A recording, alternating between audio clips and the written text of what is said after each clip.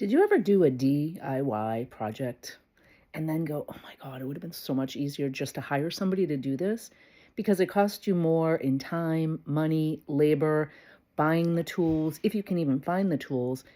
And then at the end, you're just okay with the results, but you feel like you could have done a lot better had you just not done it yourself.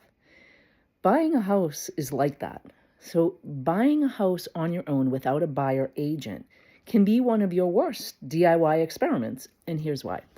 There's a lot of tools that agents have where we can do research, we can communicate, we can find a lot of information for our buyers to be able to help them make the best offer on the property, which is probably not going to be the price that's in MLS, and be able to get that property.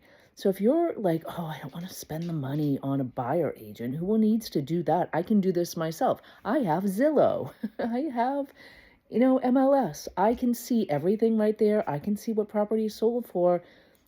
And I have this conversation so often.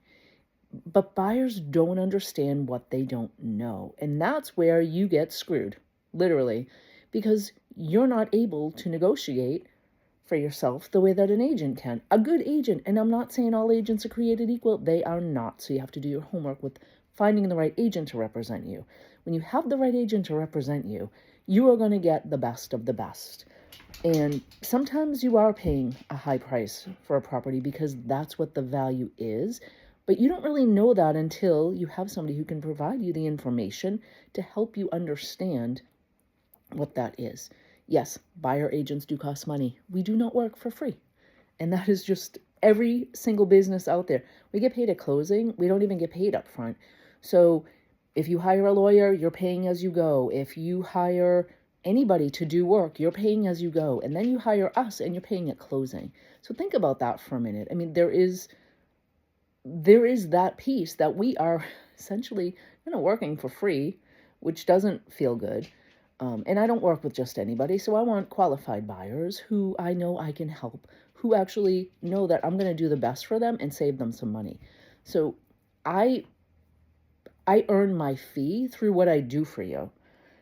See what I'm saying? So like, it's not just like you're paying me over and above. Like, I earn my fee in the process because that process is going to help you get the best deal for the house or find the best lender, find the best way to negotiate different parts. And we can negotiate our fee in the contract. That's another piece that most buyers don't realize.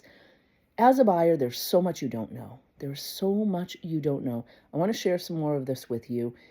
You're really running blind if you're doing it on your own and thinking Zillow is your best friend. It's really not how it works. So if you're like, I'm just going to call as I go, I'm going to go see 4 houses today, I'm going to call the listing agent on each property,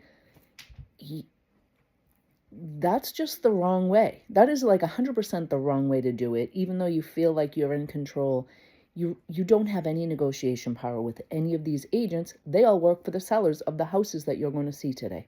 So do yourself a favor, call some agents, talk to qualified buyer agents.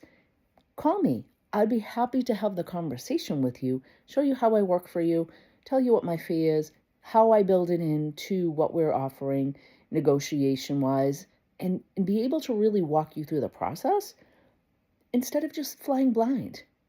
Once we work together, you're going to be like, oh my God, I wish I did this months ago. It would have been easier. I may have even had a house by now.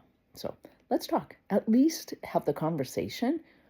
Don't DIY everything. It's not worth it. Actually, you end up losing a lot in the end. When you don't know what you don't know, you can really get screwed.